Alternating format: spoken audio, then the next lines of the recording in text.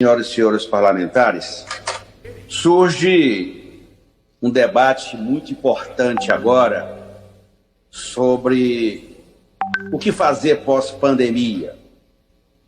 E dois fatos que sustentam essa minha fala dizem bem do que faremos daqui para frente. O primeiro deles, em reunião hoje com deputados, o ministro Guedes, dando uma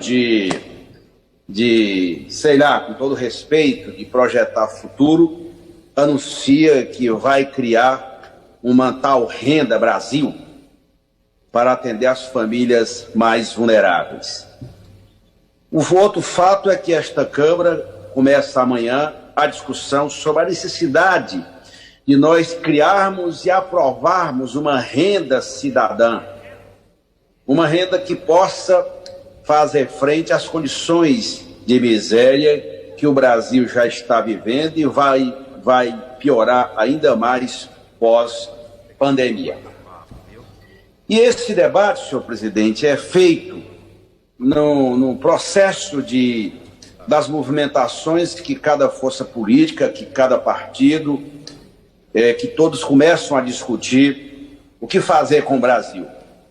O Brasil da Covid-19, que temos um governo que foi incapaz e irresponsável, que não operacionalizou praticamente nada das medidas que esta Câmara aprovou, deixou o país à revelia de tudo, de falta de políticas, até ocultar dados do Ministério da Saúde, tentou fazer, que em boa hora o ministro do Supremo Tribunal Federal, atendendo uma representação de 3 partidos do campo da esquerda, determinou a divulgação e a não ocultação, porque isso era crime, como disse bem Vossa Excelência. O Brasil vive uma crise de grandes proporções, uma crise humanitária, onde o Estado brasileiro, o país, o governo brasileiro silencia e não toma medidas absolutamente necessárias para enfrentar a Covid-19. Não adianta os deputados que defendem o governo subir à tribuna e anunciarem que o Brasil, que o governo brasileiro tem compromisso e está ajudando. Não está, eu vou repetir, não está. Os estados estão sobrevivendo por conta e risco deles. Até mesmo o projeto que nós aprovamos de socorro aos estados, a primeira parcela só começou a se efetivar a partir de hoje. É o governo lento e incompetente que não tem capacidade política nenhuma de oferecer saídas para a grave crise sanitária que o Brasil vive. Ao lado disso, nós vamos experimentar o agravamento da crise econômica, onde as condições da população as condições de vida se tornarão cada vez mais degradadas por conta da pandemia e por conta da brutal recessão que o Brasil vai viver. E não adianta acharem que as condições são as mesmas que eles fizeram nesses 2 anos, quase 2 anos de governo, porque é bom dizer, presidente, que todas as medidas que este Congresso adotou, por maioria, e atendendo aquilo que o ministro Guedes queria, ele não entregou absolutamente nada. Foi incompetente, foi negligente, foi omisso, porque não conseguiu dirigir a economia brasileira e tomar medidas que mantivessem o Brasil dentro daquele processo de crescimento que nós experimentamos lá atrás. E é nesse sentido que eu quero fazer 3 referências. A primeira delas, para enfrentar uma crise desta dimensão, tem que ter governo. Não é palavreado, não é o faz de conta, não é o desdém, não é a incompetência. Porque nunca vimos um governo tão incompetente como esse. E o governo agora começa a falar em criar uma Renda Brasil. Quem não lembra o significado do programa Bolsa Família, as condições sociais do Brasil? Quando esse programa foi criado, presidente, em 2003, depois, em 2015, o saldo dele, que muitos diziam que era esmola, e ao contrário, foi um programa de distribuição, de manutenção da renda das famílias mais vulneráveis, mais pobres do país. Nós chegamos em 2015, 2016, com 13,9 milhões de famílias recebendo o Bolsa Família, 0,5% do PIB, uma renda mensal de quase R$ 162. E sabe qual é o resultado? O Brasil saiu do mapa da fome porque 36 milhões de pessoas migraram daquela linha de pobreza. E mais importante, para quem achava que o Bolsa Família não tinha importância, teve sim, porque cada R$1 do Bolsa Família gerava 1,78, conforme os dados do próprio IBGE. É esse Brasil que nós precisamos reconstruir. Estabelecer uma renda cidadã, como o debate que nós vamos fazer amanhã, e deixarmos de falar nessas coisas milagrosas que o Guedes não tem competência alguma para fazer, porque já mostrou a que veio, não tem capacidade política e muito menos de enfrentar uma dupla crise econômica, a crise sanitária e a crise econômica que o Brasil vai viver no segundo semestre. É por isso que vai estar na ordem do dia a questão do fim desse governo. Não tem outra saída para o Brasil. Não tem outro caminho. O que é preciso que os democratas, o campo popular, possa se unificar e buscar uma saída para a crise grave que o Brasil vai enfrentar. Porque parece, presidente, que o Brasil que essas reuniões eles falam, como eu ouvi hoje a reunião ministerial, é o Brasil irreal, não é o Brasil real.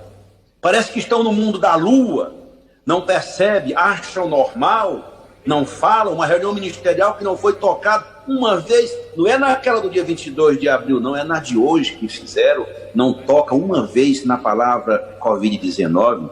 É normal um país ter hoje 37 mil óbitos, pessoas que já deixaram suas famílias, os entes que se foram, isso é normal? Talvez para o governo atual seja normal. É como ele diz, é normal nascer e morrer.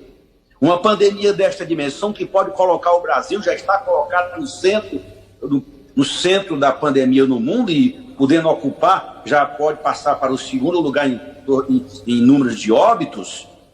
Como é que nós vamos silenciar frente a isso? É preciso que a primeira medida que esse Congresso tem que fazer para responder essas aleivosias de um governo que foi incompetente na gestão da crise, que não tem competência alguma para fazer a gestão da crise econômica que nós vamos enfrentar no segundo semestre, a primeira providência que nós temos que fazer é prorrogar o auxílio emergencial para até dezembro.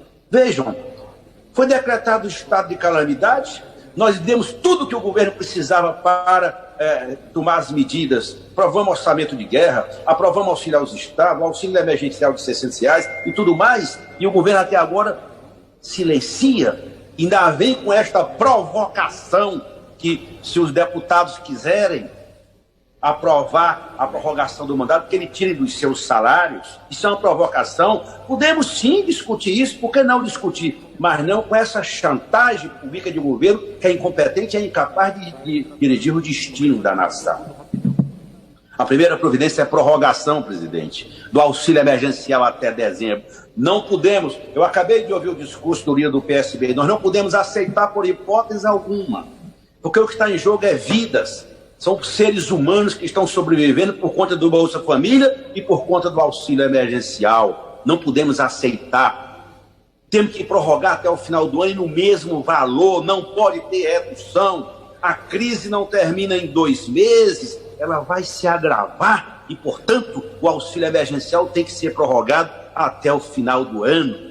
No mínimo 3 meses, e o ideal é que nesses 3 meses a gente possa consolidar uma proposta de aprovação da renda cidadã. Quantos anos, meu caro líder do PT, o nosso senador Eduardo Suplicy ficou gritando ao léu, aos ventos, pedindo para que o Congresso discutisse uma renda de cidadania para as famílias pobres brasileiras. Finalmente, o mundo acadêmico, o país se dá conta agora que está na hora. Aliás, o mundo inteiro está discutindo isso, porque as condições de miserabilidade pós-pandemia se agravarão e não terão saídas que não passem e proteger as famílias que vão ficar na amargura sem ter como sobreviver, porque a crise econômica vai ainda apertar a situação econômica de cada família brasileira. Portanto, a primeira providência, presidente, é votar o auxílio emergencial. Em boa hora faremos o debate amanhã. Em segundo lugar, iniciar um debate mais amplo sobre a necessidade da implantação de uma renda cidadã para o Brasil. E aí, a partir daí, nós discutimos outras saídas para reaquecer a economia e garantir a retomada do crescimento da economia brasileira, que com esse governo e com esse, sobretudo, presidente, com esse ministro da Economia, não tem saída, porque ele foi incompetente. Ele pediu tudo ao Congresso, todo mundo deu, os que votaram em todas as propostas que ele pediu, o que ele entregou para o país? Entregou um Brasil em 2019 com 1% do PIB, com a maior taxa de vulnerabilidade externa, com a migração dos investidores estrangeiros que saíram do Brasil porque não tem confiança, porque o governo não inspira confiança nenhuma. Chegou a hora, presidente, de unir. Esse é o Brasil que nós precisamos unir.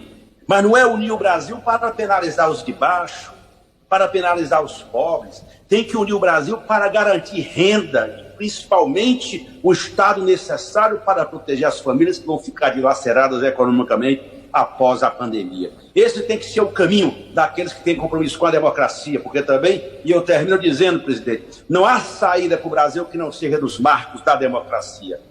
No momento como esse, defender a vida, discutir medidas emergenciais para ajudar ainda mais o povo pobre desse Brasil e, ao mesmo tempo, defender intransigentemente a democracia, não permitir qualquer saída autoritária que comprometa o futuro do Brasil. Era só, senhor presidente.